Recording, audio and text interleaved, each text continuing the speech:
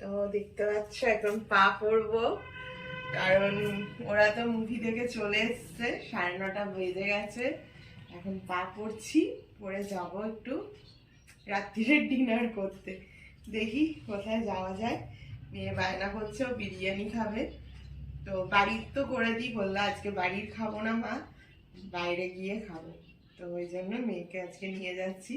তেমন তো কিছু করা হয়নি এবছর, ছোট করে অনুষ্ঠান হয় প্রত্যেক বছর, কিন্তু এবছর সেটা ওর হয়নি।